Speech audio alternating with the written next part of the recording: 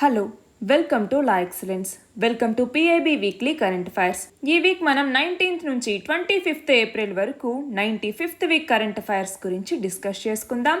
ముందుగా ఈ week important articles ఏంటో చూద్దాం. ఒకటవది global centre for traditional medicine గురించి, రెండవది export promotion capital goods scheme గురించి, మూడవది పోలియో గురించి, నాలుగవది ఎన్సిఎక్స్ ఇండియా గురించి, ఐదవది paper on India's poverty World Bank ఇచ్చినటువంటి దాని గురించి, ఆరవది నైట్రోజన్ అవైలబిలిటీలో ఉన్న ఇంబ్యాలెన్సెస్ గురించి, ఏడవది draft protection and enforcement of interests in air craft objects bill 2022 గురించి, ఎనిమిదవది నాట్పోల్ రెక్స్ 8 గురించి, తొమ్మిదవది నాగా సీజ్ ఫైర్ అగ్రిమెంట్స్కి సంబంధించి, పదవది సీవీడ్ ఫార్మింగ్ గురించి, 11వది వాల్కనో యొక్క ప్రీ ఎరప్షన్ వార్నింగ్ సిగ్నల్స్ గురించి, 12 అరుణాచల్ ప్రదేశ్ మరియు అస్సాం బార్డర్ డిస్ప్యూట్ గురించి, 13వది ఫిన్క్లుయేషన్ గురించి, 14 గురు తేజ్ బహదూర్ గురించి, 15 ఎర్త్ డే గురించి, 16 కురిల్ ఐలాండ్ డిస్ప్యూట్ గురించి, చివరిగా 17వది నేషనల్ పంచాయతీ రాజ్ డే గురించి. వీటి గురించి మనం ఈ వీడియోలో డిస్కస్ చేసుకుందాం. మన ఫస్ట్ ఆర్టికల్ వచ్చేసి గ్లోబల్ సెంటర్ ఫర్ ట్రెడిషనల్ మెడిసిన్కి సంబంధించి. మనం చూస్తే WHO వరల్డ్ హెల్త్ ఆర్గనైజేషన్ అన్నటువంటిది global centre for traditional medicine అన్నటువంటి దాన్ని గుజరాత్లోని జామ్నగర్లో ప్రారంభించబోతోంది. అంటే దానికి సంబంధించినటువంటి గ్రౌండ్ బ్రేకింగ్ సెరిమనీ అన్నటువంటిది జరిగిందనమాట. దీనికి సంబంధించి ఫస్ట్ ఆఫ్ ఇట్స్ కైండ్ అనేసి పిలుస్తూ ఉంటాం కదా, అలా అనమాట. అలా first global centre for traditional medicine ఇక్కడ ఏర్పాటు కాబోతోంది.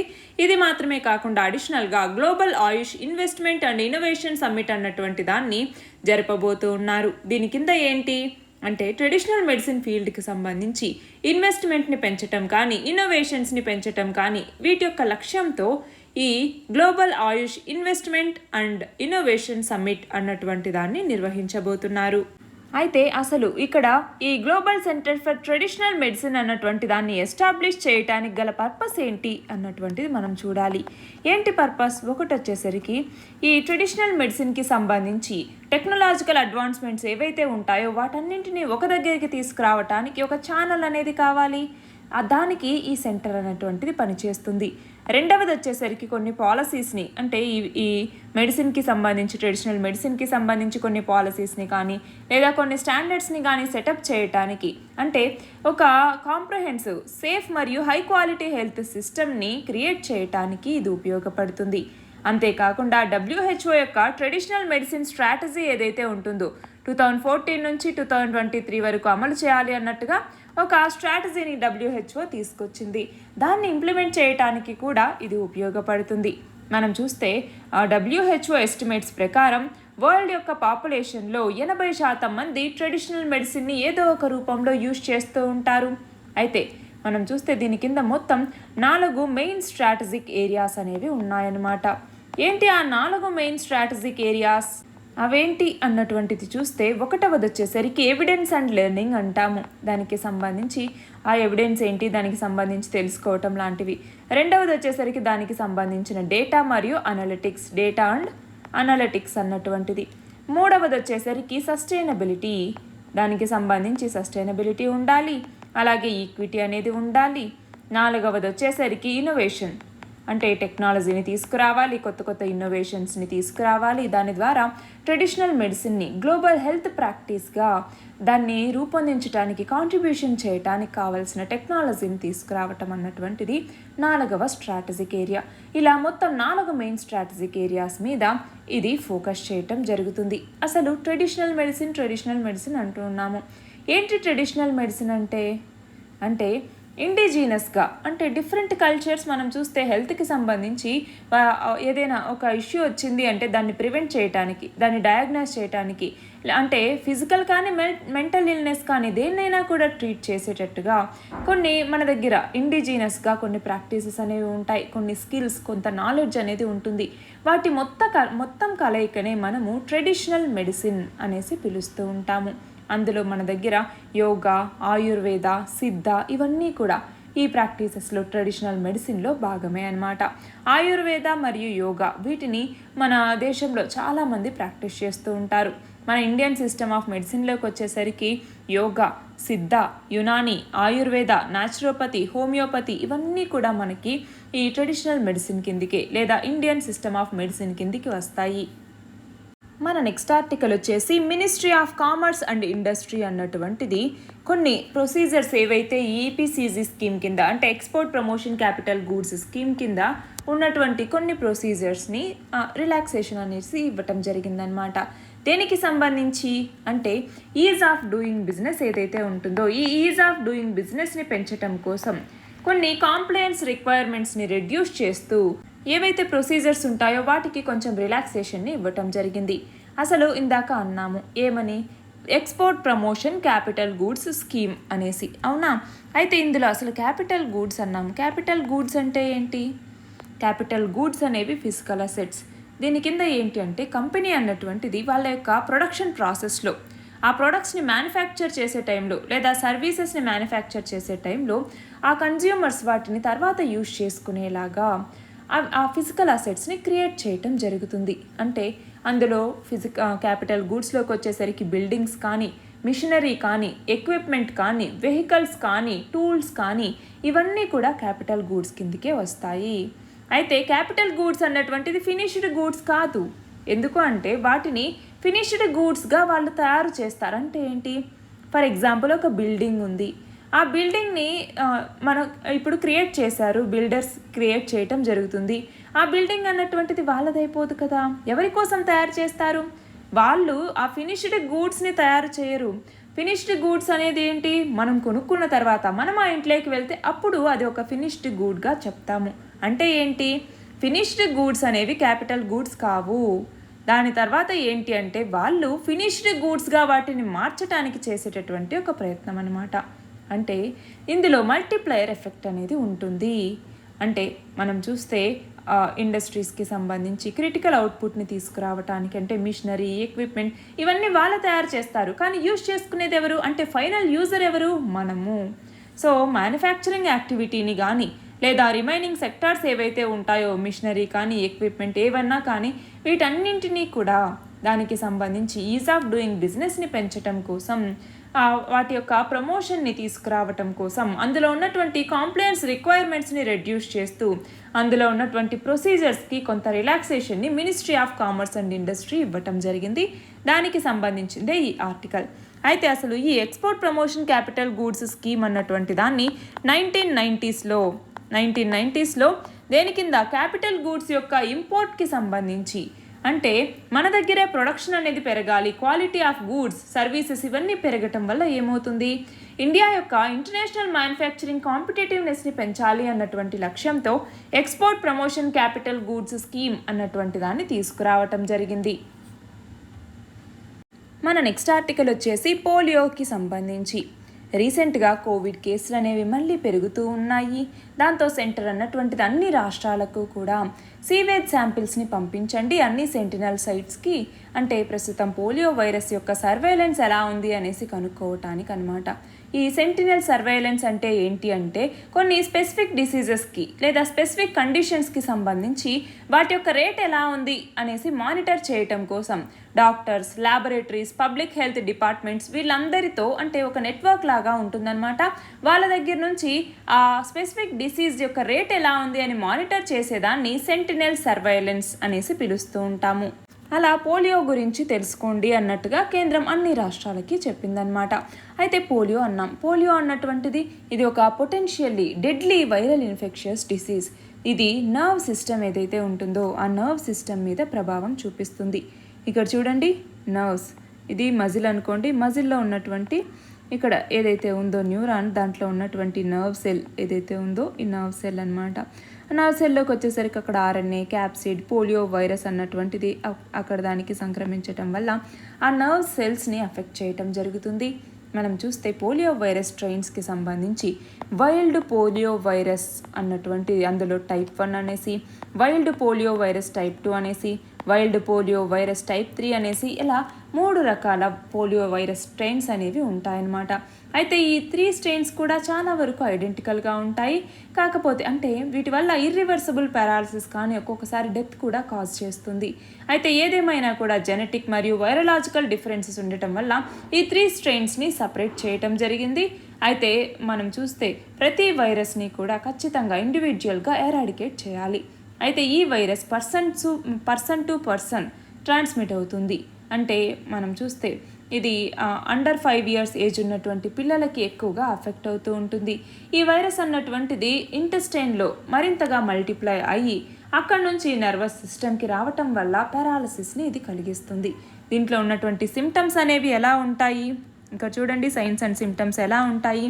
వాళ్ళకి ఫీవర్ అనేది వస్తుంది, టైర్డ్నెస్ అనేది ఉంటుంది, నాజియా ఫీలింగ్ వస్తుంది, హెడేక్, అలాగే ఆర్మ్స్లో పెయిన్ అనేది ఉంటుంది, కాళ్ళలో పెయిన్ అనేది ఉంటుంది, అలాగే మజిల్ వీక్నెస్ అనేది వస్తుంది, లేదా మజిల్ టెండర్నెస్ అంటాము. అంటే మజిల్ అనేది చాలా గట్టిగా ఉన్నట్టుగా అయిపోవటం అనమాట. అంటే వీటి వల్ల ఏమవుతుంది అంటే ఈ మజిల్ ఫంక్షన్ అనేది పర్మనెంట్గా లాస్ అయ్యేటటువంటి ఛాన్స్ కూడా ఉందన్నమాట. అయితే కొంతమందికి ఏవైతే బ్రీతింగ్కి యూజ్ చేసేటటువంటి మజిల్స్లో గనక ఆ నర్వ్ సెల్స్లో గనక ఈ ప్రాబ్లం అనేది వస్తే వాళ్ళకి అది దాదాపు మరణం వరకు కూడా వాళ్ళు వెళ్ళి రావచ్చు. అయితే దీనికి సంబంధించి ప్రివెన్షన్ ఏదైనా ఉందా, క్యూర్ ఏదైనా ఉందంటే క్యూర్ అనేది లేదు. కానీ దీనిని ఇమ్యునైజేషన్ ద్వారా ప్రివెంట్ చేయొచ్చు. అయితే దీనికి సంబంధించి వ్యాక్సిన్స్ ఏవైనా అందుబాటులో ఉన్నాయా అనేసి చూస్తే ఉంది. ఏంటి, ఒకటి వచ్చేసరికి ఓరల్ పోలియో వ్యాక్సిన్ అన్నటువంటిది. మనం చూస్తే పోలియో చుక్కలు అనేసి అంటాం కదా, పోలియో చుక్కలు అందరికీ వేయించాలి చిన్నపిల్లలకి అన్నట్టుగా, అది ఈ ఓరల్ పోలియో వ్యాక్సిన్ అన్నటువంటిది. రెండవది వచ్చేసరికి ఇంజెక్టబుల్ పోలియో వ్యాక్సిన్ లేదా ఐపీవీ అంటాము. ఐపీవీని మనం చూస్తే డిపిటీ అన్నటువంటిది మనకి చూస్తే తెలుసా అండి, డిప్తీరియా, పెర్టిసెస్, టెటనస్ అంటాము డిపిటీ అనేసి. ఈ డిపిటీ యొక్క 3rd డోస్తో పాటుగా ఈ ఇంజెక్టబుల్ పోలియో వ్యాక్సిన్ని కూడా అడిషనల్ డోస్గా ఇవ్వటం జరుగుతుంది. దేని కింద, యూనివర్సల్ ఇమ్యునైజేషన్ ప్రోగ్రామ్ అన్నటువంటి దాని కింద ఈ డిపిటీ యొక్క 3rd డోస్ ఇచ్చేటప్పుడు ఈ ఇంజెక్టబుల్ పోలియో వ్యాక్సిన్ అన్నటువంటి దాన్ని కూడా ఇస్తారు. అయితే మనం చూస్తే 2019లో పోలియో అవుట్బ్రేక్ అన్నటువంటిది Philippines, Malaysia, Ghana, Myanmar, China, Cameroon, Indonesia, Iran ఇలా చాలా దేశాల్లో వచ్చింది. అయితే మన దేశంలోకి వచ్చేసరికి 2014వ సంవత్సరంలోనే WHO అన్నటువంటిది పోలియో ఫ్రీ సర్టిఫికేషన్ని మన భారతదేశానికి అందించింది. పల్స్ పోలియో క్యాంపెయిన్ని సక్సెస్ఫుల్గా అంటే అందరూ పిల్లలకి కూడా పోలియో డ్రాప్స్ని అందించడం ద్వారా మనము దీన్ని అచీవ్ చేయగలిగాము. అంతేకాకుండా ప్రతి సంవత్సరం అక్టోబర్ 24వ తేదీని వరల్డ్ పోలియో డేగా కూడా జరుపుకుంటాము. పల్స్ పోలియో ప్రోగ్రామ్ అనేసి, అలాగే మనకి ఇంటెన్సిఫైడ్ మిషన్ ఇంద్రధనుష్ 2.0 అన్నటువంటి దాని కింద పల్స్ పోలియో ప్రోగ్రామ్ని తీసుకొచ్చారు. యూనివర్సల్ ఇమ్యునైజేషన్ ప్రోగ్రామ్, వీటన్నింటి ద్వారా పోలియో చుక్కల్ని అందుబాటులోకి తీసుకొచ్చారు. మన నెక్స్ట్ ఆర్టికల్ వచ్చేసి ఎన్సిఎక్స్ ఇండియా అంటే ఏంటి, national cyber security incidents response exercise అంటాము. ఎవరు దీన్ని ఆర్గనైజ్ చేసేది, నేషనల్ సెక్యూరిటీ కౌన్సిల్ సెక్రటేరియట్ అన్నటువంటిది national cyber security incident response ఎక్సర్సైజ్ని ఆర్గనైజ్ చేయటం జరిగింది. దీనిని ఒక హైబ్రిడ్ ఎక్సర్సైజ్గా తీసుకొచ్చారనమాట. హైబ్రిడ్ ఎక్సర్సైజ్ అంటే ఏంటి మనం చూస్తే, సరే అది పక్కన పెట్టండి. ఈ ఎన్సిఎక్స్ ఇండియాని 10 days పాటు 18th నుంచి 29th April వరకు దీన్ని కండక్ట్ చేయటం జరుగుతుంది. దీని కింద ఏంటి అంటే సీనియర్ మేనేజ్మెంట్ మరియు టెక్నికల్ పర్సన్స్ ఎవరైతే ఉంటారో గవర్నమెంట్ మరియు క్రిటికల్ సెక్టార్ ఆర్గనైజేషన్స్ నుంచి, అలాగే వివిధ ఏజెన్సీస్ నుంచి ఉంటారో వాళ్ళకి కాంటెంపరీ సైబర్ థ్రెట్స్ అనేవి ఎలా ఉంటాయి, ఆ సైబర్ ఇన్సిడెంట్స్ని ఎలా హ్యాండిల్ చేయాలి, దానికి సంబంధించినటువంటి రెస్పాన్స్, వీటి గురించి వాళ్ళకి ట్రైనింగ్ అనేది ఇవ్వటం జరుగుతుంది. నేషనల్ సెక్యూరిటీ కౌన్సిల్ అన్నాము. నేషనల్ సెక్యూరిటీ కౌన్సిల్ అన్నటువంటిది 3-tiered ఆర్గనైజేషన్ అనమాట. ఇది పొలిటికల్, ఎకనామిక్, ఎనర్జీ మరియు సెక్యూరిటీ ఇష్యూస్ ఏవైతే ఉంటాయో వాటన్నింటి గురించి ఇది చూసుకుంటుంది. నేషనల్ సెక్యూరిటీ అడ్వైజర్ దీనికి హెడ్గా ఉంటారు. ఇది 1998వ సంవత్సరంలో ఫామ్ అయింది. ఏంటి, నేషనల్ సెక్యూరిటీ కౌన్సిల్ అన్నటువంటిది. అయితే మనం చూస్తే ఎన్సిఎక్స్ ఇండియా అన్నటువంటిది ఒక ప్లాట్ఫామ్ అనమాట. ఈ ప్లాట్ఫామ్ కింద సైబర్ ఎక్సర్ టెక్నాలజీస్, అలాగే ఎస్టోనియన్ సైబర్ సెక్యూరిటీ కంపెనీ, ఇవన్నీ కూడా కొన్ని సైబర్ ఎక్సర్సైజెస్ని కండక్ట్ చేస్తూ ఉంటుంది. అసలు ఎందుకు ఇది అవసరం అంటే దీన్ని తీసుకురావాల్సినటువంటి నీడ్ ఏంటి అనేది మనం చూస్తే, ఒకటి వచ్చేసరికి డిజిటల్ రెవల్యూషన్ అనేది పెరిగిపోతోంది. అవునా, మన దేశంలో డిజిటల్ సర్వీసెస్ అన్నటువంటివి డే బై డే పెరిగిపోతూ ఉన్నాయి. గవర్నమెంట్ కూడా వేరియస్ డిజిటల్ సర్వీసెస్ని తీసుకొస్తోంది. అలాంటప్పుడు మనకు ఇది అవసరం అవుతుంది. అలాగే ట్రైనింగ్ మాడ్యూల్ అంటే ఏంటి, పార్టిసిపెంట్స్ ఎవరైతే ఉంటారో వాళ్ళని various key cyber security areas మీద, అంటే ఇంట్రూజన్ డిటెక్షన్ టెక్నిక్స్ మీద కానీ, మాల్వేర్ ఇన్ఫర్మేషన్ షేరింగ్ ప్లాట్ఫామ్కి సంబంధించి, అలాగే వల్నరబిలిటీని హ్యాండిల్ చేయటం మరియు పెనిట్రేషన్ టెస్టింగ్ ఏదైతే ఉంటుందో అలాంటివి చేపట్టడం, నెట్వర్క్ ప్రోటోకాల్స్ని, అలాగే డిజిటల్ ఫోరెన్సిక్స్ కానీ ఇలాంటి వాటన్నింటికి సంబంధించి ఈ ఏరియాస్లో వాళ్ళకి ట్రైనింగ్ అనేది ఇవ్వటం జరుగుతుంది. అంతేకాకుండా ఈ సైబర్ థ్రెట్స్కి సంబంధించి ఏమంటామో ఆ రెడీనెస్ని తీసుకురావటానికి, వాళ్ళలో స్కిల్స్ డెవలప్ చేయటానికి ఎన్విసేజ్డ్ అంటాము, ఒక ఎన్విసేజ్డ్ గోల్ని తీసుకురావటం జరిగిందనమాట. అంతేకాకుండా దీనివల్ల ఏమవుతుంది, సైబర్ సెక్యూరిటీ స్కిల్స్ని ఇవ్వటం వల్ల team work, planning, communication, critical thinking, decision making ఇవన్నీ కూడా డెవలప్ అవుతాయి. మనం చూస్తే ప్రస్తుతం సైబర్ సెక్యూరిటీకి సంబంధించి మన భారతదేశం ఏమేమి ఇనిషియేటివ్స్ తీసుకొచ్చింది కేంద్ర ప్రభుత్వం అన్నటువంటిది మనం గుర్తుపెట్టుకోవాలి. ఏమేమి ఇనిషియేటివ్, ఒకటి వచ్చేసరికి సైబర్ సురక్షిత్ భారత్ ఇనిషియేటివ్ అన్నటువంటి దాన్ని తీసుకొచ్చారు. రెండవది సైబర్ స్వచ్ఛతా కేంద్రాస్ అన్నటువంటి వాటిని. 3 online cyber crime reporting portal అన్నటువంటిది. 4 Indian cyber crime coordination centre లేదా I4C అన్నటువంటి దాన్ని. అలాగే national critical information infrastructure protection centre అన్నటువంటి దాన్ని తీసుకొచ్చారు. అలాగే ఇన్ఫర్మేషన్ టెక్నాలజీ యాక్ట్ ఎప్పుడు 2000వ సంవత్సరంలో తీసుకురావటం జరిగింది. ఇవన్నీ కూడా సైబర్ సెక్యూరిటీని పెంచడం కోసం మన కేంద్ర ప్రభుత్వం తీసుకొచ్చిన ఇనిషియేటివ్స్. మన నెక్స్ట్ ఆర్టికల్ వచ్చేసి రీసెంట్గా వరల్డ్ బ్యాంక్ అన్నటువంటిది ఒక పేపర్ని పబ్లిష్ చేయటం జరిగింది. దాని యొక్క టైటిల్ ఏంటి అంటే, poverty has declined over the last decade but not as much as previously thought. అంటే ఏంటి, లాస్ట్ 10 ఇయర్స్లో పావర్టీ అనేది తగ్గింది, కానీ మనం అనుకున్నంత కాదు, ప్రీవియస్గా మనం ఎంతైతే అనుకున్నామో అంత తగ్గలేదు అన్నటువంటి టైటిల్తో ఒక పేపర్ని పబ్లిష్ చేసిందనమాట. అది దానికి సంబంధించి ఇక్కడ అదే అనమాట, ఇండియాస్ పావర్టీకి సంబంధించినటువంటి పేపర్ ఇది.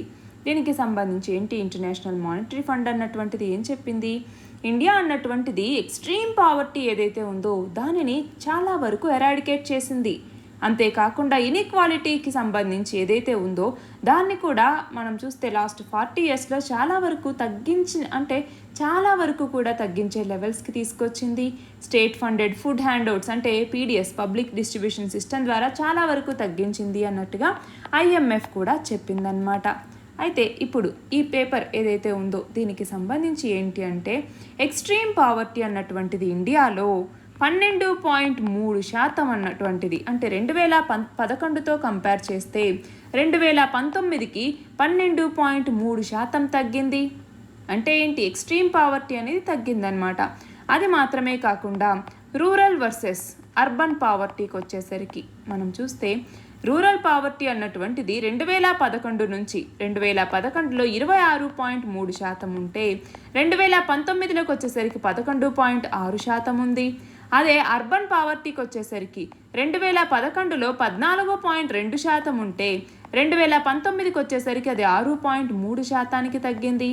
అంటే రూరల్ మరియు అర్బన్ పావర్టీ అన్నటువంటిది 14.7% మరియు 7.9% అనేది తగ్గింది అనేసి చెప్పచ్చు. అలాగే స్మాల్ ఫార్మర్స్కి సంబంధించి, స్మాల్ ఫార్మర్స్ ఎవరైతే ఉన్నారో వీళ్ళు హై ఇన్కమ్ గ్రోత్ని ఎక్స్పీరియన్స్ చేశారు అన్నట్టుగా ఇది చెప్తోందన్నమాట.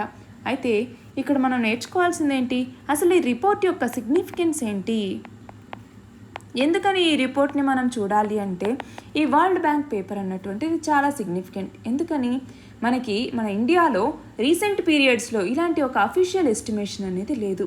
మనం చూస్తే లాస్ట్ ఎక్స్పెండిచర్ సర్వేని 2011లో నేషనల్ శాంపిల్ సర్వే ఆర్గనైజేషన్ అన్నటువంటిది 2011లో రిలీజ్ చేసింది. దాని తర్వాత ఇప్పటి వరకు ఎలాంటి రీసెంట్ పీరియడ్స్లో ఎలాంటి అఫీషియల్ ఎస్టిమేషన్ లేదు. సో మనం ఏదన్నా హౌస్ హోల్డ్ ప్యానెల్ సర్వే కానీ, అంటే 2011లో అదే యూజ్ చేశారనమాట. అయితే consumer pyramids house hold survey కానీ ఇవన్నీ కూడా అప్పుడు centre for monitoring the Indian economy అన్నటువంటిది కండక్ట్ చేసింది.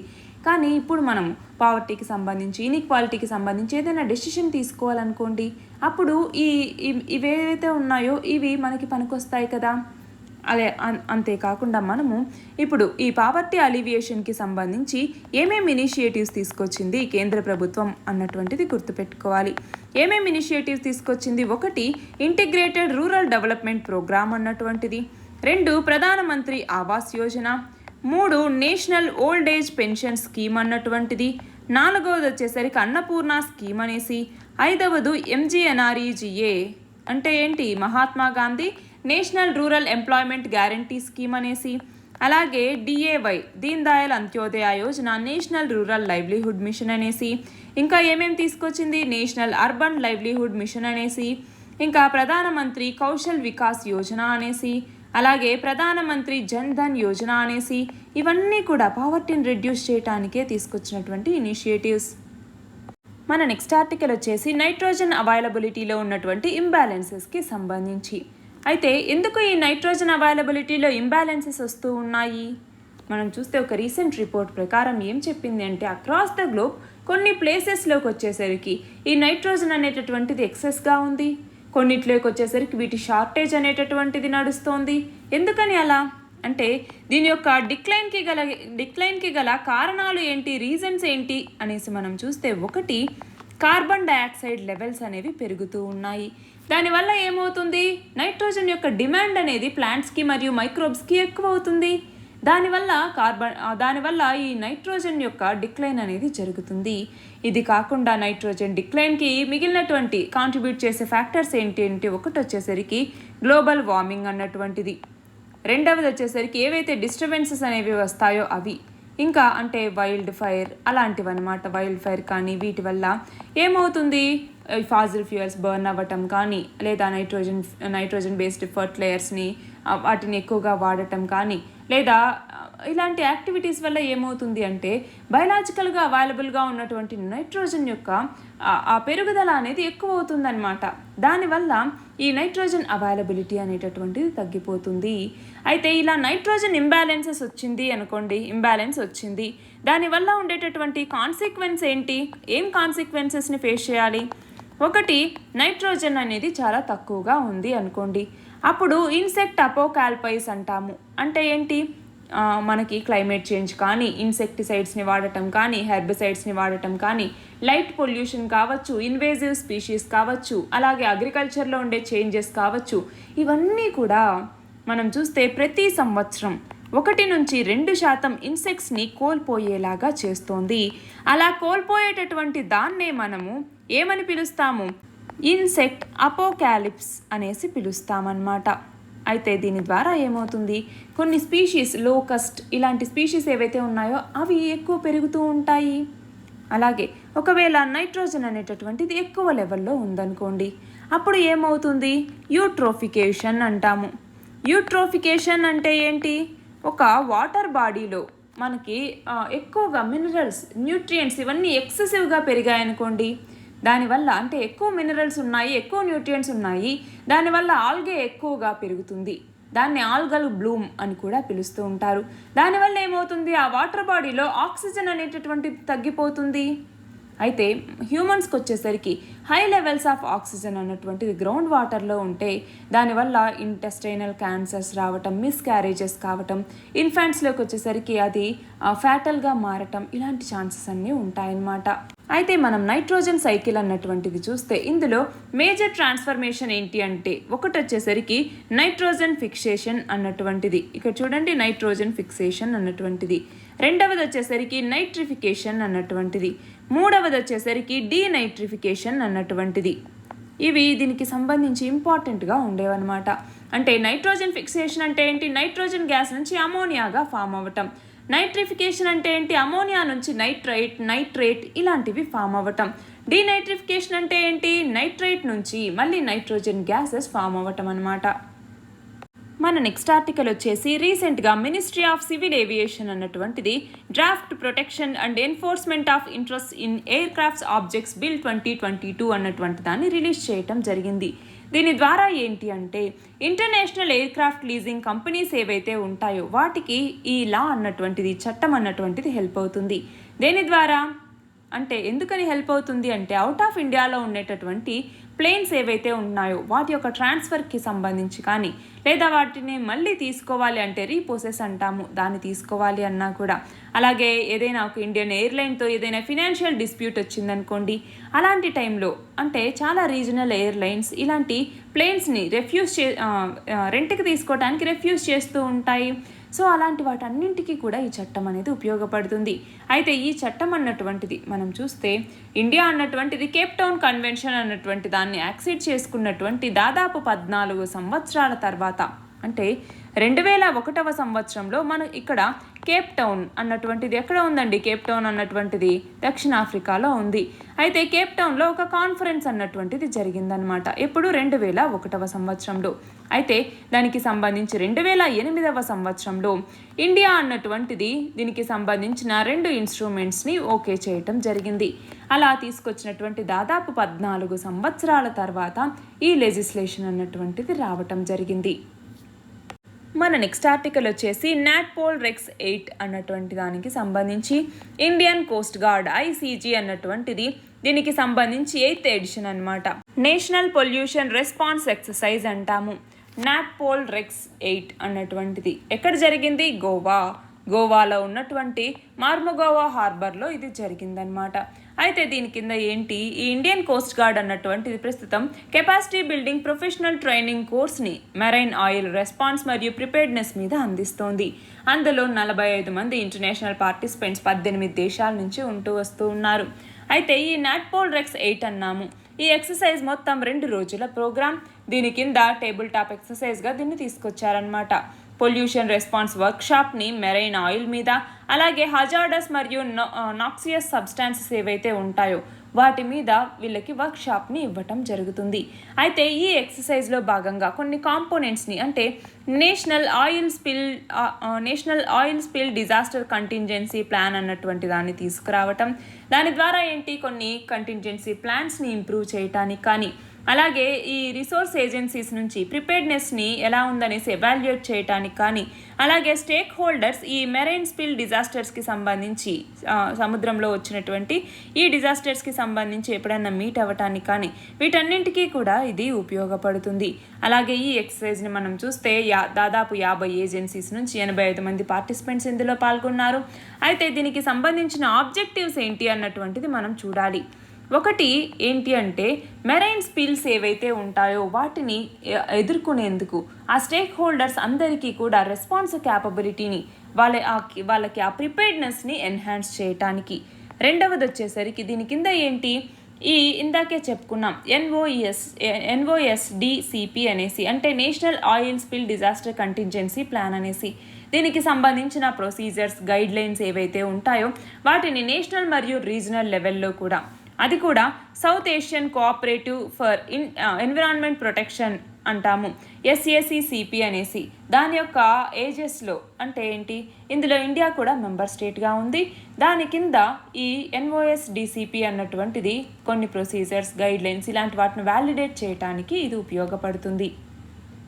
మన నెక్స్ట్ ఆర్టికల్ వచ్చేసి నాగా సీజ్ ఫైర్ అగ్రిమెంట్స్ని ఎక్స్టెండ్ చేశారు అన్నట్టుగా. అంటే సెంట్రల్ గవర్నమెంట్కి అలాగే 3 నాగా గ్రూప్స్కి మధ్య ఏవైతే సీజ్ ఫైర్ అగ్రిమెంట్స్ అనేవి జరిగాయో ఇప్పుడు 2022 ఏప్రిల్ 19వ తేదీన వీటిని ఎక్స్టెండ్ చేస్తూ సంతకాలు చేయటం జరిగింది. ఏంటి నాగా సీజ్ ఫైర్ అగ్రిమెంట్స్ అన్నటువంటివి? ఒకటి, నాగా గ్రూప్స్కి సంబంధించి ఏమేంటి? National socialist council of Nagaland NSCN-NK అన్నటువంటిది, అలాగే national socialist council of Nagaland reformation NSCN-R అన్నటువంటిది, అలాగే national socialist council of Nagaland Khango అన్నటువంటిది. ఈ మూడు నాగా గ్రూప్స్ అనేవి ఉన్నాయి. ఈ గ్రూప్స్ అన్నీ ఏంటి? ఈ nationalist social council of Nagaland IM అన్నటువంటిది, అలాగే nationalist social council of Nagaland Khaplang, ఇవేవైతే ఉన్నాయో వీటికి సంబంధించి కొన్ని ఫ్యాక్షన్స్ అనేవి రావటం జరిగింది. అయితే దీనికి సంబంధించి ఏదేమైనా కూడా నాగా పీస్ ప్రాసెస్ ఏదైతే ఉందో దానిని మరింత ముందుకు తీసుకెళ్తూ మన యొక్క ఇండియా యొక్క విజన్ ఏంటి? Insurgency free prosperous north east అన్నటువంటిది. రీసెంట్గా మన ప్రధాని నరేంద్ర మోదీ కూడా ప్రకటించారు. ఏమని? నార్త్ ఈస్ట్లోకి వచ్చేసరికి ఆఫ్స్పా చట్టం ఏదైతే ఉందో దీన్ని త్వరలోనే పూర్తిగా ఎత్తివేసేలాగా జరగబోతోంది అన్నట్లుగా. అయితే మనం చూస్తే 2021 సంవత్సరం సెప్టెంబర్లోకి వచ్చేసరికి నాగా సెంటర్ అన్నటువంటిది 1 ఇయర్ సీజ్ ఫైర్ అగ్రిమెంట్కి సంబంధించి సంతకాలు చేయటం జరిగింది. ఎంత? 1 ఇయర్ సీజ్ ఫైర్ అగ్రిమెంట్ అనేసి. అది కూడా ఎవరితో, ఏ గ్రూప్తో ఈ అగ్రిమెంట్ అనేది జరిగింది? National socialist council of Nagaland Khaplang ఈ గ్రూప్తో అనమాట. అయితే సెంటర్ అన్నటువంటిది ఇంతకుముందే ఈ NSCN-IMతో కూడా 2015 సంవత్సరం ఆగస్టులోనే ఒక ఫ్రేమ్వర్క్ అగ్రిమెంట్ మీద సంతకం అనేది చేయటం జరిగింది. అయితే ఈ నాగా పీస్ ప్రాసెస్ అనేది ఏంటి అనేసి చూస్తే నాగా టెరిటరీ అన్నటువంటిది ఇనీషియల్గా అస్సాంలో పార్ట్గా ఉండేదన్నమాట. అయితే ఇండియాకి ఇండిపెండెన్స్ వచ్చిన తర్వాత అలా ఉండేది. అయితే 1957 సంవత్సరంలో ఒక అగ్రిమెంట్ అన్నటువంటిది నాగా లీడర్స్కి మరియు ఇండియన్ గవర్నమెంట్కి జరిగింది. అందులో భాగంగా అస్సాం రీజన్లో ఉన్నటువంటి నాగా హిల్స్ అలాగే త్సియాన్సాంగ్ ఫ్రాంటియర్ డివిజన్ ఏదైతే నార్త్ ఈస్ట్లో ఉందో ఆ రెండింటిని కలిపి ఒక సింగిల్ యూనిట్గా డైరెక్ట్గా ఇండియన్ గవర్నమెంట్ అడ్మినిస్టర్ చేసేలాగా ఒక ఒప్పందం అనేది జరిగిందనమాట. దాంతో నాగాలాండ్ అన్నటువంటిది ఫామ్ అయింది. 1963 సంవత్సరంలో నాగాలాండ్కి స్టేట్ హుడ్ అనేది వచ్చిందనమాట. దేనికి? నాగాలాండ్కి. అయితే insurgency free prosperous north east అనేసి ఏదైతే విజన్ చెప్పుకున్నామో దాన్ని 2022 కల్లా అచీవ్ చేయాలి అనేసి లక్ష్యంగా పెట్టుకున్నాము.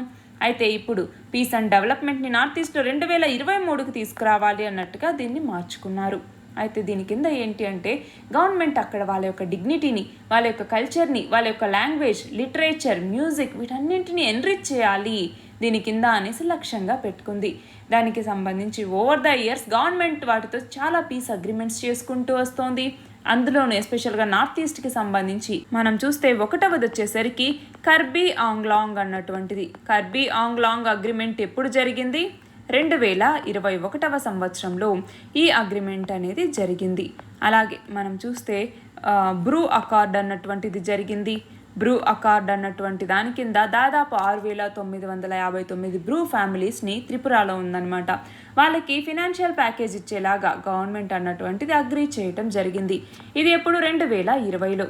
అలాగే మనం చూస్తే బోడో పీస్ అకార్డ్ అన్నటువంటిది జరిగింది. బోడో అన్నటువంటిది ఒక తెగ అనమాట. బోడోల్యాండ్ అని కూడా పిలుస్తూ ఉంటాం కదా, మాకు ఇన్ని ప్రాంతాలు కలిపి ఒక బోడోల్యాండ్ కావాలి అన్నట్టుగా కొన్ని డిమాండ్లు కూడా వస్తూ ఉన్నాయి. అయితే ఈ బోడో పీస్ అకార్డ్ అనేది ఎప్పుడు జరిగింది? 2020 సంవత్సరంలో. అస్సాంలో ఈ బోడోల్యాండ్ టెరిటోరియల్ రీజియన్ అనేటటువంటిది ఉంది. అది మాత్రమే కాకుండా వేరియస్ మిలిటరీ అవుట్పుట్స్తో అంటే నాగా ఇన్సర్జెన్సీస్కి సంబంధించి వేరియస్ అగ్రిమెంట్స్ అనేవి జరిగాయి. దేనికి సంబంధించి? దేంతో? నాగాల్యాండ్కి సంబంధించి నాగా గ్రూప్స్తో అనమాట.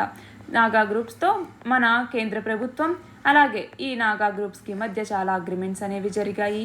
అలా నార్త్ ఈస్ట్ ఇండియాలో ఒక స్టెబిలిటీని తీసుకురావాలి అంటే ఏదైతే ప్రస్తుతం ఉన్నటువంటి ఇన్సర్జెన్సీ కానీ అక్కడ ఉన్నటువంటి అల్లకల్లోల ఏవైతే ఉన్నాయో వాటన్నింటినీ పక్కన పెట్టేసి వాటన్నింటిలోనూ పీస్ని, స్టెబిలిటీని తీసుకురావటం ప్రస్తుత ప్రభుత్వం యొక్క ముఖ్య ఉద్దేశం. మన నెక్స్ట్ ఆర్టికల్ వచ్చేసి సీవీడ్ ఫార్మింగ్కి సంబంధించి. Ministry of fisheries, animal husbandry and daring అన్నటువంటిది తమిళనాడులో ఒక సీవీడ్ పార్క్ని ఏర్పాటు చేయబోతోంది. దీని ద్వారా అక్కడ ఉన్నటువంటి ఫిషర్మ్యాన్ ఎవరైతే ఉంటారో వాళ్ళకి లైవ్లీహుడ్ని ఇంప్రూవ్ చేయాలన్నటువంటి లక్ష్యంతో దీన్ని తీసుకురాబోతోంది. అయితే దీనికి సంబంధించి సీవీడ్ ఫార్మింగ్కి సంబంధించి ఒక స్పెషల్ ఎకనామిక్ జోన్ని అంటే కొంచెం స్పేస్ అనేది తీసిపెట్టండి అన్నట్టుగా తమిళనాడుని రిక్వెస్ట్ చేయటం జరిగిందనమాట. అయితే 2021 సంవత్సరంలోనే ఈ TIFAC అంటాం. అంటే ఏంటి? Technology information forecasting and assessment council అన్నటువంటిది. ఇది ఏం చేసింది? సీవీడ్ మిషన్ అన్నటువంటి దాన్ని లాంచ్ చేయటం జరిగింది. అసలు ఏంటి సీవీడ్ అంటే? సీవీడ్ అంటున్నాం. ఏంటి సీవీడ్ అంటే?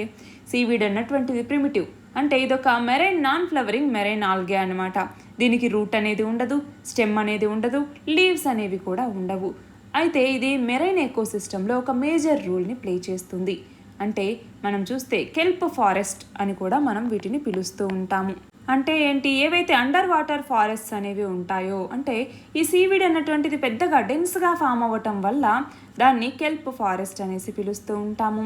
అది అండర్ వాటర్లో ఉన్నటువంటి ఫిష్కి కానీ, స్నేయిల్స్ నత్తలు కానీ, సీ అర్చిన్స్ కానీ వీటన్నింటికి అదొక నర్సరీస్గా ఇది పనిచేస్తుంది. ఇక్కడ చూడండి, ఇక్కడ మస్సెల్స్ అన్నటువంటి వాటిని పెంచుతూ ఉన్నారు. స్కాల్లోప్స్, సీవీడ్ని ఇక్కడ పెంచుతూ ఉన్నారు. ఆయిస్టర్స్, క్లామ్స్ ఇలాంటి వాటన్నింటినీ కూడా ఈ సీవీడ్ ఫార్మింగ్ లేదా సీవీడ్ పార్క్లో పెంచొచ్చు అనమాట. ఇందులో కొన్ని సీవీడ్స్కి సంబంధించి గ్రాసిలేరియా ఎడ్యులిస్ అనేసి, గ్రాసిలేరియా క్రస్సా అనేసి, గ్రాసిలేరియా వెరుకోజా అనేసి ఇలా చాలా రకాలు ఉంటాయి. అయితే దీనివల్ల బెనిఫిట్స్ ఏంటి అన్నటువంటిది మనం చూడాలి. సీవీడ్ని పెంచుతున్నాము, ఓకే బాగుంది. ఏంటి దీనివల్ల ఉండే బెనిఫిట్స్? ఒకటి వచ్చేసరికి న్యూట్రిషన్ పర్పస్కి మనము ఈ సీవీడ్ని వాడుతూ ఉంటాము. ఇందులో ఇంపార్టెంట్ విటమిన్స్, మినరల్స్, ఫైబర్స్ ఇవన్నీ కూడా ఉంటాయి. రెండవది వచ్చేసరికి మెడిసినల్ పర్పస్కి వాడుతూ ఉంటాము. మనం చూస్తే చాలా సీవీడ్స్లో anti inflammatory, anti microbial agents అనేవి కలిగి ఉంటాయి. అలాగే కొన్ని సీవీడ్స్లో పవర్ఫుల్ క్యాన్సర్ ఫైటింగ్ ఏజెంట్స్ కూడా ఉంటాయి. అంతేకాకుండా దీనిని మాలిగ్నెంట్ ట్యూమర్స్, అలాగే లుకేమియా ఇలాంటి వాటి ట్రీట్మెంట్లో యూజ్ చేస్తూ ఉంటారు. ఇక మూడవది వచ్చేసరికి ఎకనామిక్ గ్రోత్కి సంబంధించి కూడా వీటిని వాడతారు. అంటే ఎమల్సిఫైయింగ్లో కానీ, అంటే కమర్షియల్ గూడ్స్కి సంబంధించి టూత్ పేస్ట్, అలాగే ఫ్రూట్ జెల్లీ, అలాగే ఈ సాఫ్ట్నర్స్ ఏవైతే ఉంటాయో వాటిలోను, ఆర్గానిక్ కాస్మెటిక్స్లోను, స్కిన్ కేర్ ప్రోడక్ట్స్లోను ఇలాంటి వాటిలో వీటిని యూజ్ చేస్తూ ఉంటారు. అది మాత్రమే కాకుండా ఇవి బయో ఇండికేటర్గా పనిచేస్తూ ఉంటాయి. బయో ఇండికేటర్ అంటే ఏంటి? అగ్రికల్చర్ వేస్ట్ కానీ, ఇండస్ట్రీస్, ఆక్వాకల్చర్, హౌస్ హోల్డ్స్ ఇలాంటి వాటి నుంచి వచ్చే వేస్ట్ అంతా కూడా ఓషన్లో కలుస్తుంది. దానివల్ల అక్కడ న్యూట్రియంట్ ఇంబ్యాలెన్స్ అనేది రావటం వల్ల ఆల్గల్ బ్లూమింగ్ అనేది పెరుగుతుంది. అది మెరైన్ కెమికల్ డ్యామేజ్కి ఒక సైన్గా చెప్తూ ఉంటాము. అలాంటి ఆ ఎక్సెస్ న్యూట్రియంట్స్ని ఈ సీవీడ్స్ అనేవి అబ్జార్బ్ చేసుకొని ఆ ఎకోసిస్టమ్ని బ్యాలెన్స్ చేస్తూ ఉంటాయి. సో వీటిని బయో ఇండికేటర్ అని పిలుస్తూ ఉంటాము. అలాగే ఐరన్ సీక్వెస్ట్రేటర్ అని కూడా పిలుస్తాము. ఏంటి ఐరన్ సీక్వెస్ట్రేటర్ అంటే? ఈ ఆక్వాటిక్ ఆర్గానిజమ్స్ అన్నటువంటివి హెవీగా ఈ ఐరన్ మీద, ఫోటోసింథసిస్కి సంబంధించి ఐరన్ మీద ఎక్కువగా రిలే అవుతూ ఉంటాయి, అంటే డిపెండ్ అవుతూ ఉంటాయి. ఇప్పుడు ఈ మినరల్ అన్నటువంటిది హెల్తీ లెవెల్స్ కన్నా ఎక్సెస్గా ఉందనుకోండి, అవి మెరైన్ లైఫ్కి చాలా డేంజర్గా ఉంటాయి. సీవీడ్స్ అన్నటువంటివి అలాంటి ఆ ఐరన్ని ట్రాప్ చేసి ఈ డ్యామేజ్ అవ్వకుండా ప్రివెంట్ చేస్తూ ఉంటాయి. అంతేకాకుండా ఒక న్యూట్రియంట్ సప్లయర్గా, ఆక్సిజన్ సప్లయర్గా ఇవి పనిచేస్తాయి. మన నెక్స్ట్ ఆర్టికల్ వచ్చేసి వాల్కనోస్కి సంబంధించి ప్రీ ఎరప్షన్ వార్నింగ్ సిగ్నల్స్ అనేవి వస్తూ ఉన్నాయి అన్నట్టుగా మనం చూస్తే న్యూజిలాండ్లో, అందులో కూడా మేజర్గా న్యూజిలాండ్లో ఉన్నటువంటి ఏవైతే వాల్కనోస్ ఉన్నాయో అందులో వకారి, వైట్ ఐలాండ్ కానీ ఇలాంటి వాటి నుంచి ప్రీ ఎరప్షన్ వార్నింగ్ సిగ్నల్స్ని రీసెర్చ్లో డిటెక్ట్ చేయటం జరిగిందనమాట. అయితే ప్రతి వాల్కనో కూడా డిఫరెంట్గా బిహేవ్ చేస్తూ ఉంటుంది. కొన్నిట్లోకి వచ్చేసరికి క్రేటర్ లేక్స్ అనేవి ఉంటాయి, కొన్నిట్లోకి వచ్చేసరికి డ్రైగా ఉంటాయి, కొన్నిట్లోకి వచ్చేసరికి మ్యాగ్మా అనేటటువంటిది ఏదైతే ఉంటుందో ఇక్కడ లోపల ఉన్నటువంటిది మ్యాగ్మా, బయటకు వచ్చిన తర్వాత అది లావాగా అవుతుందన్నమాట. సో ఆ మ్యాగ్మా అన్నటువంటిది డైవర్స్గా ఉంటుంది, డిఫరెంట్ ఎలివేషన్స్లో అది వస్తూ ఉంటుంది బయటికి. కొన్నిసార్లు ఏమో ఇక్కడ నుంచి రావచ్చు, కొన్నిసార్లు ఇక్కడ నుంచి రావచ్చు, మధ్యలో కనుక ఒకవేళ దారి ఉంటే ఇక్కడ నుంచి కూడా రావచ్చు, కొన్నిసార్లు ఏమో ఇక్కడ డైరెక్ట్గా వెంట నుంచి బయటికి రావచ్చు. అలా డిఫరెంట్ ఎలివేషన్స్లో ఇది వస్తూ ఉంటుంది. అయితే ఇలా ఈ డిఫరెన్సెస్, ఈ వాల్కనోస్లో ఎన్ని డిఫరెన్సెస్ ఉన్నా కూడా వాకారి, అలాగే రియాఫు, అలాగే టాంగారిరో ఇవన్నీ న్యూజిలాండ్లో ఉన్నటువంటి వాల్కనోస్ అనమాట. వాటన్నింటిలో కూడా కామన్ ప్రాసెసెస్లోనూ ఎరప్షన్ అనేటటువంటిది జరుగుతూ ఉంది. అయితే రీసెర్చర్స్ ఒక ప్యాటర్న్ని రిపీటెడ్గా జరుగుతోంది అన్నట్టుగా కనుక్కున్నారనమాట. అంటే పాస్ట్ డికేడ్లో, లాస్ట్ 10 yearsలో చూసుకుంటే ఈ వాకారి ఎరప్షన్స్ న్యూజిలాండ్లో ఉందన్నమాట. ఈ వాకారి అన్నటువంటి వాల్కనో దీంట్లోకి వచ్చేసరికి వీటిలో ఆ ప్యాటర్న్ అనేటటువంటిది ఒకే ప్యాటర్న్ రిపీటెడ్లీ అవుతూ ఉంది అన్నట్టుగా చెప్తూ ఉన్నారు. అయితే ఈ ప్యాటర్న్ అన్నటువంటిది డిస్ప్లేస్మెంట్ సెజమిక్ యాంప్లిట్యూడ్ రేషియో, అంటే దీనికి సంబంధించి ఆ క్వాంటిటీని స్ట్రెంగ్తెన్ చేసుకుంటూ వస్తోంది ఈ ప్యాటర్న్ అన్నటువంటిది. దాన్నే ఈ డిస్ప్లేస్మెంట్ సెజమిక్ యాంప్లిట్యూడ్ రేషియో అనేసి పిలుస్తూ ఉన్నారు. ఇది ఏంటి అంటే దీని కింద ఈ ఫ్లూయిడ్స్, అంటే గ్యాస్ కానీ, అలాగే యాష్ కానీ, అలాగే ఈ హాట్ వాటర్ ఏవైతే వస్తూ ఉంటాయో అవి కానీ, స్టీమ్ కానీ, అంటే వాల్కనో యొక్క సర్ఫేస్ నుంచి వచ్చేటటువంటి ఆ ఫ్లూయిడ్స్ యొక్క యాక్టివిటీని మనం చూస్తే 100 meters డీప్లో, చాలా 100 meters డీప్లో ఉన్నటువంటి ఆ వాల్కనో యొక్క సర్ఫేస్ అనేది ఎలా ఉంది అన్నట్టుగా వాటిని కంపేర్ చేస్తే ఉండేటటువంటి రేషియోని డిస్ప్లేస్మెంట్ సెజమిక్ యాంప్లిట్యూడ్ రేషియో అనేసి పిలుస్తాము. అయితే ఇలాంటి ఒక అనాలిసిస్ని చేపట్టారు. ఓకే, దానివల్ల ఏంటి యూజ్ అంటే మనం చూస్తే ఈ డిఎస్ఏఆర్ ఏదైతే ఉందో, డిఎస్ఏఆర్ అంటే ఏంటి? డిస్ప్లేస్మెంట్ సెజమిక్ యాంప్లిట్యూడ్ రేషియో అంటాము. ఈ డిఎస్ఏఆర్ అన్నటువంటిది ఎంత రిలయబుల్ అనేసి టెస్ట్ చేయటానికి, అలాగే ఈ వాల్కనో ఎరప్షన్కి సంబంధించి దాన్ని ఫోర్కాస్ట్ చేసేందుకు ఏమన్నా ఆటోమేటెడ్ మెజర్స్ ఉన్నాయా అనేసి కనుక్కోవటానికి ఛాన్సెస్ ఉన్నాయి అన్నట్టుగా ఇలాంటి అనాలిసిస్ అనేటటువంటిది ఉపయోగపడుతుంది. మన నెక్స్ట్ ఆర్టికల్ వచ్చేసి అరుణాచల్ ప్రదేశ్ అండ్ అస్సాం బార్డర్ డిస్ప్యూట్కి సంబంధించి. రీసెంట్గా ఈ రెండు రాష్ట్రాల గవర్నమెంట్స్ కూడా, అంటే అరుణాచల్ ప్రదేశ్ మరియు అస్సాం గవర్నమెంట్స్ రెండు కూడా డిస్ట్రిక్ట్ లెవెల్ కమిటీస్ని ఫామ్ చేసి ఈ బౌండరీ డిస్ప్యూట్స్ని రిజాల్వ్ చేసుకోవాలి అన్నట్టుగా డిసైడ్ చేసుకోవటం జరిగిందనమాట. ఈ డిస్ట్రిక్ట్ కమిటీస్ ఏవైతే ఉంటాయో ఇవి జాయింట్ సర్వేస్ని చేపట్టి ఈ డిస్ప్యూటెడ్ ఏరియాస్లో వాటికి సంబంధించి సొల్యూషన్స్ని కనుగొనటానికి, అంటే హిస్టారికల్ పర్స్పెక్టివ్ ఏంటి, ఎథ్నిసిటీ ఎలా ఉంది, కంటిగ్యూటీ ఎలా ఉంది, పీపుల్ ఎలా ఉన్నారు, వీటన్నింటి మీద వాళ్ళు ఈ సొల్యూషన్స్ని తీసుకుని, అంటే వీటన్నింటి మీద బేస్ అయ్యి వాళ్ళు ఈ లాంగ్ పెండింగ్ ఇష్యూని దాన్ని సాల్వ్ చేయాలి అన్నటువంటి లక్ష్యంతో వీళ్ళు పనిచేస్తారనమాట. అయితే ఇక్కడ మనం తెలుసుకోవాల్సింది ఏంటంటే మన దేశంలో ఏమేం బార్డర్ ఇష్యూస్ ఉన్నాయి అన్నట్టుగా తెలుసుకోవాలి. ఇక్కడ చూడండి, అస్సాం అరుణాచల్ ప్రదేశ్కి బార్డర్ ఇష్యూ అనేది ఉంది, అస్సాం మిజోరాంకి ఉంది, అస్సాం నాగాలాండ్, అస్సాం మేఘాలయ, అలాగే హర్యానా హిమాచల్ ప్రదేశ్, లదాఖ్ హిమాచల్ ప్రదేశ్, మహారాష్ట్ర, కర్ణాటక, వీటన్నింటికి కూడా బార్డర్ డిస్ప్యూట్స్ అనేవి ఉన్నాయి. అందులోకి వచ్చేసరికి ఏ ఏ ప్రాంతాలు, అందులోకి వచ్చేసరికి ఎక్కడ, అంటే లాంగ్వేజెస్ వల్ల కావచ్చు, అలాగే ప్రాంతాల వల్ల కావచ్చు, వాళ్ళ యొక్క ఎథ్నిసిటీ వల్ల కావచ్చు, హిస్టారిక్గా ఉన్నటువంటి ఏమంటామో హిస్టారికల్ పర్స్పెక్టివ్ కావచ్చు, వీటన్నింటి వల్ల కూడా డిఫరెన్సెస్ రావటం వల్ల బార్డర్ డిస్ప్యూట్స్ అనేవి వస్తాయి. మన నెక్స్ట్ ఆర్టికల్ వచ్చేసి ఫ్లింక్యువేషన్ అన్నటువంటి దానికి సంబంధించి. ఈ ఫ్లింక్యువేషన్ అన్నటువంటిది ఏంటి అంటే ఇదొక ప్లాట్ఫామ్ అన్నమాట. దేనికి సంబంధించి? ఇండియా పోస్ట్ పేమెంట్స్ బ్యాంక్ ఐటీపీబీ అన్నటువంటిది ఈ ఫ్లింక్యువేషన్ అనేటటువంటి ఒక ప్లాట్ఫామ్ని లాంచ్ చేయటం జరిగింది. దీని ద్వారా ఫిన్టెక్ స్టార్టప్స్ ఏవైతే ఉంటాయో అవి వాటి యొక్క ఫినాన్షియల్ ఇంక్లూజన్ని యాక్సెలరేట్ చేసుకోవటానికి ఇన్నోవేటివ్ సొల్యూషన్స్ని ప్రమోట్ చేయాలి అన్నటువంటి లక్ష్యంతో, అది కూడా అండర్ సర్వ్డ్ మరియు అన్సర్వ్డ్ పాపులేషన్కి సంబంధించి ఈ ఇన్నోవేటివ్ సొల్యూషన్స్ని ప్రమోట్ చేసుకోవడం కోసం ఫిన్క్యువేషన్ అనేటటువంటి ప్లాట్ఫామ్ని ఇండియా పోస్ట్ పేమెంట్స్ బ్యాంక్ తీసుకొచ్చింది. ఫిన్టెక్ అంటే ఏంటి? ఫినాన్షియల్ టెక్నాలజీ అంటాము. అంటే ఏంటి?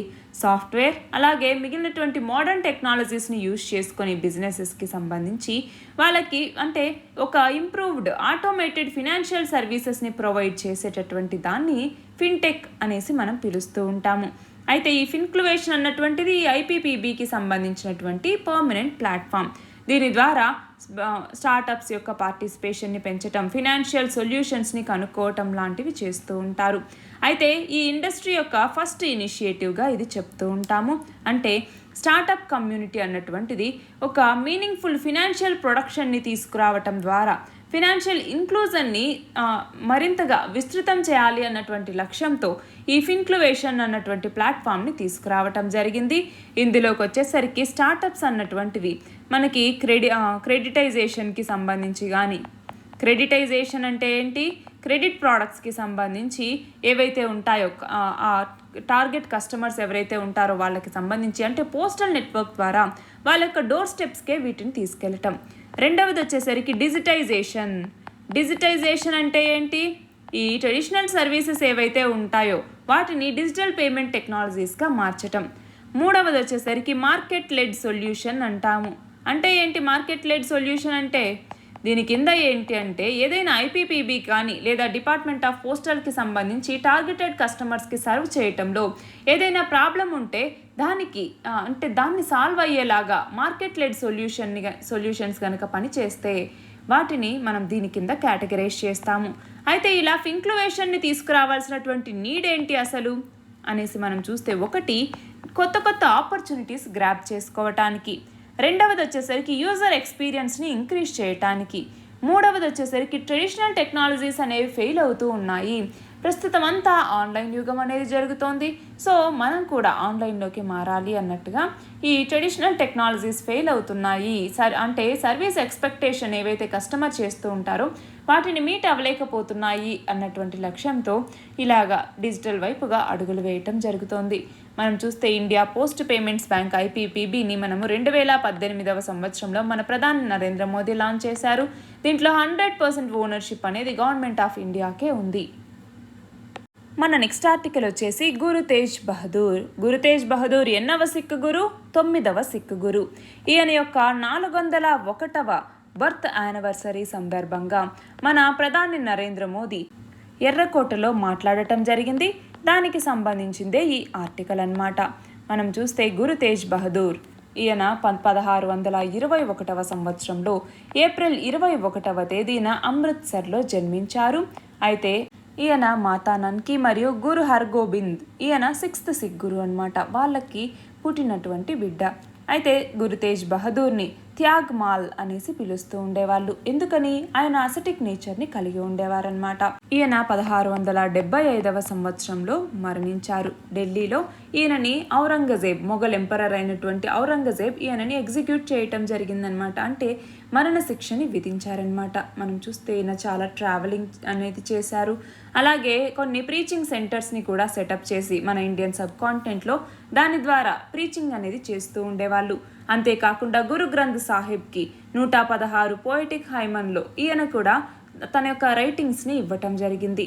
మనం చూస్తే 13వ సంవత్సరంలోనే ఆయన తనని తాను ఈ మొఘల్కి అగెనెస్ట్గా ఒక బ్యాటిల్ని రైజ్ చేయటం జరిగిందనమాట.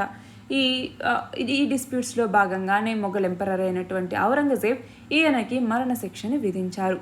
అయితే సిక్కిజంకి సంబంధించి సిక్ అనే వర్డ్ పంజాబీ లాంగ్వేజ్లో డెసిపుల్ అనేసి మీనింగ్ అనమాట. సిక్కులు ఒక గాడ్, ఏక్ ఓంకార్ లేదా ఒక వన్ గాడ్ అంటాము.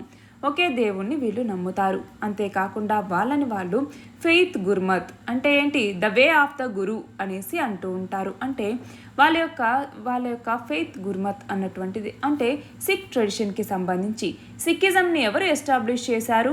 గురు నానక్ దేవ్ సిక్కిజంని ఎస్టాబ్లిష్ చేయటం జరిగింది. దాని తర్వాత ఇంకొక 9 గురువులు ఉన్నారు. వాళ్ళెవరు?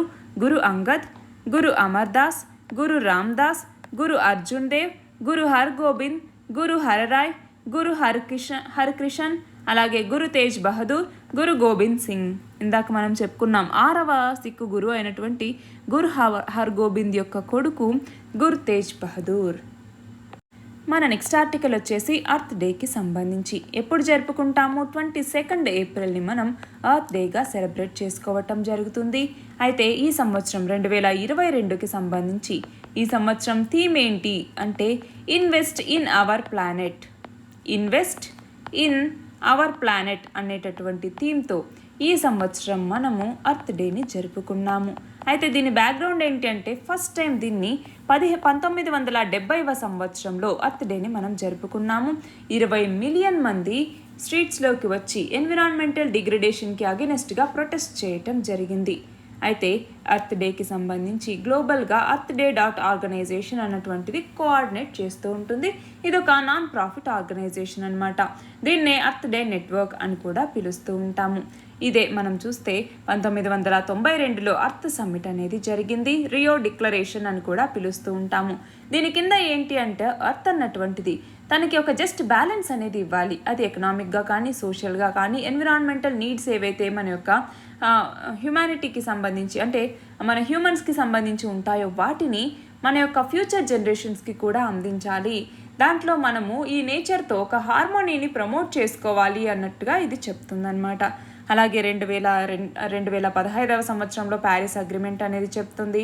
దాని కింద దాదాపు 200 కంట్రీస్ అన్నీ కూడా గ్లోబల్ గ్రీన్ హౌస్ గ్యాస్ ఎమిషన్స్ని రెడ్యూస్ చేయాలి అన్నట్టుగా ఒక కామన్ టార్గెట్ని కూడా పెట్టుకున్నాయన్నమాట. అయితే దీనికి సంబంధించి world wild life fund for nature లేదా WWF అన్నటువంటిది ఎర్త్ అవర్ అన్నటువంటి దాన్ని ప్రతి సంవత్సరం నిర్వహిస్తూ వస్తుంది. ఎప్పటి నుంచి? 2007వ సంవత్సరం నుంచి ప్రతి సంవత్సరం మార్చ్ లాస్ట్ సాటర్డేని ఎర్త్ అవర్గా జరుపుకుంటాము. మన నెక్స్ట్ ఆర్టికల్ వచ్చేసి కురిల్ ఐలాండ్ డిస్ప్యూట్కి సంబంధించి. ఏ దేశాల మధ్య ఈ డిస్ప్యూట్ అనేది ఉంది? జపాన్ అలాగే రష్యా. ఈ రెండింటి మధ్య ఈ డిస్ప్యూట్ అనేది ఉంది. ఇక్కడ చూస్తే మనకి ఇక్కడ చూడండి, ఇవన్నీ కురిల్ ఐలాండ్సే. జపాన్కి సంబంధించి హొక్కైడో, ఇక్కడ ఉన్నటువంటివి ఇవన్నీ కూడా కురిల్ ఐలాండ్స్. ఇక్కడ కామ్చట్కా పెనిన్సులా వచ్చేసి రష్యాకి సంబంధించిందనమాట. సో వీళ్ళు ఈ కురిల్ ఐలాండ్స్, ఇక్కడ ఉన్నటువంటి 4 ఐలాండ్స్ అనేవి ఉన్నాయి. అవి మావంటే మావి అన్నట్టుగా కొట్టుకుంటూ ఉంటాయి. అయితే రష్యా ఏమో ఈ ఐలాండ్స్ని కురిల్ ఐలాండ్స్ అనేసి పిలుస్తుంది. జపాన్ వచ్చేసరికి నార్థన్ టెరిటరీస్ అనేసి పిలుస్తూ ఉంటుందన్నమాట. అయితే దీనికి సంబంధించి డిప్లొమాటిక్ బ్లూ బుక్ అనేటటువంటిది ఉంది. జపాన్ అన్నటువంటిది జపాన్ యొక్క ఫారిన్ పాలసీలో భాగంగా ఈ డిప్లొమాటిక్ బ్లూ బుక్ అన్నటువంటి దాన్ని ఒక యాన్యువల్ రిపోర్ట్గా రిలీజ్ చేస్తుంది. దీనిని మొదటగా 1957 సంవత్సరంలో సెప్టెంబర్లో దీన్ని ఫస్ట్ ఇష్యూ చేశారు. దాని తర్వాత ప్రతి సంవత్సరం కూడా దీన్ని పబ్లిష్ చేస్తూ ఉంటుందన్నమాట. అయితే ఇక్కడ మనం ఏంటి అంటే ఈ కురిల్ ఐలాండ్స్కి సంబంధించి లొకేషన్, దానికి సంబంధించిన మ్యాప్ అనేది చూసుకోవాలి. అంటే మనం చూస్తే నార్త్ పసిఫిక్ ఓషన్లోకి వచ్చేసరికి ఇక్కడ చూడండి సీ ఆఫ్ ఓకోస్క్ అన్నటువంటిది, అలాగే రష్యా యొక్క ఇక్కడ ఉన్న కామ్చట్కా పెనిన్సులా అన్నటువంటిది, ఇవన్నీ అంటే జపాన్కి సంబంధించినటువంటి ఐలాండ్స్ హొక్కైడో అన్నటువంటి ఐలాండ్కి, అలాగే ఈ సదర్న్ టిప్లోకి వచ్చేసరికి రష్యా కామ్చట్కా పెనిన్సులా ఉంది. ఒకోత్స్క్ సీ అన్నటువంటిది నార్త్ పసిఫిక్ ఓషన్ నుంచి అది సపరేట్ చేస్తూ ఉంటుంది. అంటే ఈ పసిఫిక్ రింగ్ ఆఫ్ ఫైర్ అన్నటువంటిది చాలా జాగ్రఫికల్ ఇన్స్టెబిలిటీని కలిగి ఉంటుంది. అలాంటి ప్లేస్లోని అంటే మనం చూస్తే ఇక్కడ అట్లీస్ట్ 100 వాల్కనోస్ అనేవి ఉన్నాయి. అందులో 35 ఇప్పటికీ యాక్టివ్గా ఉన్నాయి. చాలా హాట్ స్ప్రింగ్స్ అనేవి కూడా ఈ చైన్లో పార్ట్గా ఉన్నాయన్నమాట. అయితే దీనికి సంబంధించి ఎందుకు ఇంతగా కొట్టుకుంటున్నాయి అంటే ఒకటి దీనికి ఉన్నటువంటి సిగ్నిఫికెన్స్ అలాంటిది. ఎందుకని అంటే మనకు ఒక టెరిటరీ ఉందనుకోండి, దానికి సంబంధించి 200 నాటికల్ మైల్స్ని ఎక్స్క్లూజివ్ ఎకనామిక్ జోన్ అనేసి ప్రకటించే అవకాశాలు ఉన్నాయి. సో ఒకటి మనకి న్యాచురల్ రిసోర్సెస్ అనేటటువంటివి లభిస్తాయి. రెండవది వచ్చేసరికి స్ట్రాటజిక్గా ఇది ఇంపార్టెంట్ ప్లేస్. మనం చూస్తే చాలా మిసైల్ సిస్టమ్స్ని రష్యా ఇక్కడ డిప్లాయ్ చేయటం జరిగింది. అంతేకాకుండా ఒక సబ్మరైన్ ప్రాజెక్ట్ని కూడా ప్లాన్ చేస్తోంది రష్యా. సో దీనివల్ల ఏంటి అంటే ఏదైనా అమెరికన్ మిలిటరీ యూజ్ అన్నటువంటిది ఈ ఐలాండ్స్లో జరగకుండా దాన్ని ప్రివెంట్ చేయాలన్న లక్ష్యంతో రష్యా ఈ ప్లాన్ని చేపడుతోంది. అలాగే కల్చరల్ ఇంపార్టెన్స్ అంటే మనం చూస్తే జపనీస్ పీపుల్ ఎస్పెషల్గా హొక్కైడోకి సంబంధించి కన్జర్వేటివ్స్ ఎవరైతే ఉంటారో వాళ్ళు ఈ ఐలాండ్స్తో ఎమోషనల్గా అటాచ్ అయి ఉన్నారనమాట. సో ఇవన్నీ కూడా దీని కింద ఉన్నటువంటి సిగ్నిఫికెన్స్. అయితే కురిల్ ఐలాండ్స్కి సంబంధించి వాటి యొక్క డిస్ప్యూట్ అనేది ఎలా వచ్చింది, దానికి సంబంధించి ట్రీటీ ఆఫ్ షిమోడా అనేసి, ట్రీటీ ఆఫ్ సెయింట్ పీటర్బర్గ్స్ అనేసి, అలాగే యాల్టా అగ్రిమెంట్ అనేసి, శాన్ ఫ్రాన్సిస్కో పీస్ ట్రీటీ అనేసి, ఇలాగా చాలా ట్రీటీలు జరిగాయి. జపాన్ సోవియట్ జాయింట్ డిక్లరేషన్ అనేసి ఇలాంటివన్నీ జరిగాయి. సో అదేంటి ప్రస్తుతం సినారియో అనేది ఎలా ఉంది అంటే జపాన్ అన్నటువంటిది ఇప్పటికే ఏం చెప్తుంది, ఈ సదర్న్ మోస్ట్ ఐలాండ్స్కి సంబంధించి హిస్టారికల్ రైట్స్ మావే అన్నట్టుగా చెప్తోంది. రష్యా ఏమో కాదు, ఇవి మా ఐలాండ్స్ ఇవి అన్నట్టుగా చెప్తోందన్నమాట. మన లాస్ట్ ఆర్టికల్ వచ్చేసి నేషనల్ పంచాయతీరాజ్ డేకి సంబంధించి. ఎప్పుడు జరుపుకుంటాం నేషనల్ పంచాయతీరాజ్ డేని? 24th ఏప్రిల్ని నేషనల్ పంచాయతీరాజ్ డేగా జరుపుకుంటాము. అయితే మనం చూస్తే మన ప్రధాని నరేంద్ర మోదీ ఈ ప్రాపర్టీ కార్డ్స్ అన్నటువంటి దాన్ని స్వామిత్వ అన్నటువంటి స్కీమ్ కింద ఈ రోజునే అంటే నేషనల్ పంచాయతీరాజ్ డే రోజునే దీన్ని లాంచ్ చేయటం జరిగింది. స్వామిత్వ అంటే ఏంటి? Survey of villages and mapping with improvised technology in village area scheme అనేసి పిలుస్తాము. అయితే మనం ఫస్ట్ టైం నేషనల్ పంచాయతీరాజ్ డేని ఎప్పుడు జరుపుకున్నాము అంటే 2010వ సంవత్సరంలో. అప్పటి నుంచి కూడా ప్రతి సంవత్సరం ఏప్రిల్ 24వ తేదీని నేషనల్ పంచాయతీరాజ్ డేగా సెలబ్రేట్ చేసుకుంటూ ఉన్నాము. ఎందుకని 1992వ సంవత్సరంలో 73rd అమెండ్మెంట్ అనేటటువంటిది జరిగింది కాన్స్టిట్యూషన్కి సంబంధించి. దానిని కమామరేట్ చేస్తూ ఈ ఏప్రిల్ 24వ తేదీని నేషనల్ పంచాయతీరాజ్ డేగా జరుపుకుంటూ వస్తున్నాము. ఆ రోజున మినిస్ట్రీ ఆఫ్ పంచాయతీరాజ్ అన్నటువంటిది బెస్ట్ పర్ఫార్మింగ్ పంచాయత్స్ ఏవైతే ఉంటాయో వాటి యొక్క వర్క్కి సంబంధించి వాటికి అవార్డుని కూడా ఇస్తుంది. అలాగే మనం చూస్తే అందులో దీన్ దయాళ్ ఉపాధ్యాయ్ పంచాయత్ సశక్తీకరణ్ పురస్కార్ అనేసి, నానాజీ దేశ్ముఖ్ రాష్ట్రీయ గౌరవ్ గ్రామ్ సభ పురస్కార్ అనేసి, child friendly Gram Panchayat award అనేసి, Gram Panchayat development plan award అనేసి, అలాగే ఈ పంచాయత్ పురస్కార్ అనేసి, ఈ పంచాయత్ పురస్కార్ని ఓన్లీ స్టేట్స్ లేదా యూటీస్కి మాత్రమే ఇస్తారనమాట.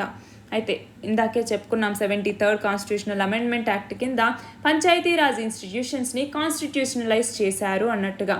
దీని ద్వారా ఏంటి అంటే ఈ గవర్నెన్స్ ఏదైతే ఉంటుందో ఈ గవర్నెన్స్ని పంచాయతీరాజ్ లెవెల్లోకి అంటే పంచాయతీరాజ్ ఇన్స్టిట్యూషన్స్లో మన అక్రాస్ ద కంట్రీ ఉన్నటువంటి పంచాయతీరాజ్ ఇన్స్టిట్యూషన్స్లో ఈ గవర్నెన్స్ని స్ట్రెంగ్తెన్ చేయడానికి మినిస్ట్రీ ఆఫ్ పంచాయతీరాజ్ అన్నటువంటిది ఈ గ్రామ్ స్వరాజ్ అన్నటువంటి దాన్ని లాంచ్ చేయటం జరిగింది. ఏంటి ఈ గ్రామ్ స్వరాజ్ అన్నటువంటిది? ఒక user friendly web based portal అన్నమాట ఈ గ్రామ్ స్వరాజ్ అన్నటువంటి పోర్టల్.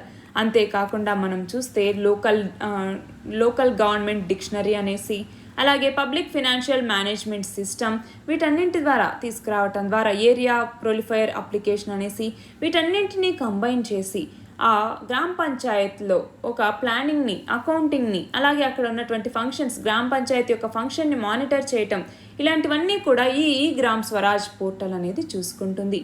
అయితే మనం చూస్తే 73rd కాన్స్టిట్యూషనల్ అమెండ్మెంట్ ద్వారా మన రాజ్యాంగంలో పార్ట్ 9 ఏదైతే ఉందో ఈ పార్ట్ 9కి పంచాయత్స్ అన్నటువంటి టైటిల్ని యాడ్ చేయటం జరిగింది. దీనికి సంబంధించి మనకి డెమోక్రటిక్ సిస్టమ్కి ఒక బేసిక్ యూనిట్ ఏంటి? గ్రామ సభ అన్నటువంటిది. అయితే దీని కింద 3 టైర్ పంచాయతీరాజ్ సిస్టమ్ని తీసుకురావటం జరిగింది. అంటే ఆర్టికల్ 243B ఏం చెప్తుంది అంటే మనకి బిలో 20 lakhs ఉన్నటువంటి వాటిల్లో అయితే వాళ్ళ ఇష్టం వచ్చినట్టుగా అంటే బ్లాక్ లెవెల్లో కానీ, విలేజ్ లెవెల్ అంటే ఇంటర్మీడియట్ లెవెల్లో కానీ, విలేజ్ లెవెల్లో కానీ, డిస్ట్రిక్ట్ లెవెల్లో కానీ ఇలా 3 టైర్ సిస్టమ్ పంచాయతీని తీసుకురావచ్చు. కాకపోతే స్టేట్స్ ఏవైతే 20 లక్షల కన్నా తక్కువ పాపులేషన్ ఉన్నాయో అలాంటివి వాళ్ళ ఇష్టం అనమాట. 2 టైర్ కానీ 3 టైర్ కానీ తీసుకోవచ్చు. అంతేకాకుండా ప్రతి లెవెల్లో కూడా అంటే విలేజ్ లెవెల్ కానీ, ఇంటర్మీడియట్ అంటే బ్లాక్ లెవెల్, తాలూక్ లెవెల్ లేదా మండల్ లెవెల్లో కానీ, లేదంటే 3rd లెవెల్ ఏంటి డిస్ట్రిక్ట్ లెవెల్లో కానీ వీటన్నింటిలోనూ డైరెక్ట్ ఎలక్షన్ జరగాలి అన్నట్టుగా చెప్పేటటువంటి ఆర్టికల్ 243C2 అన్నటువంటిది. దీనికి సంబంధించి రిజర్వేషన్ అనేది ఎస్సీ ఎస్టీస్కి, ఉమెన్కి ఉంటుంది. 1/3ని ఉమెన్కి రిజర్వ్ చేసి పెట్టారు. అలాగే 1/3 ఆఫీసెస్ ఆఫ్ చైర్పర్సన్స్ని కూడా అన్ని లెవెల్స్లోనూ ఉమెన్కి రిజర్వ్ చేయటం జరిగింది. అయితే దీనికి సంబంధించి ప్రతి స్టేట్కి ఒక ఇండిపెండెంట్ ఎలక్షన్ కమిషన్ ఉండాలి అన్నట్టుగా ఆర్టికల్ 243K చెప్తుంది. అలాగే పంచాయత్ యొక్క పవర్స్కి సంబంధించి ఏ ఆర్టికల్ చెప్తుంది? ఆర్టికల్ 243G అన్నటువంటిది చెప్తుంది. అలాగే ఈ రెవెన్యూకి సంబంధించి ఏ ఆర్టికల్ చెప్తుంది? ఆర్టికల్ 243H అనేది చెప్తుంది. ప్రతి స్టేట్కి కూడా ఒక ఫినాన్స్ కమిషన్ ఉండాలి అనేసి ఆర్టికల్ 243I అనేది చెప్తుంది.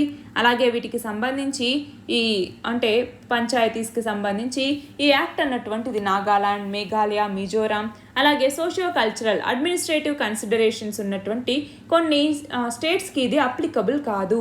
అంటే కొన్ని ఎగ్జంప్షన్స్ కూడా ఉన్నాయి దీనికి. అంతేకాకుండా మన పార్లమెంట్ అన్నటువంటిది ఈ పార్ట్ 9ని 5th షెడ్యూల్ ఏరియాస్కి ఒక యాక్ట్ని తీసుకురావటం జరిగింది. ఆ యాక్ట్ ఏంటి అంటే పెసా యాక్ట్ అంటాము.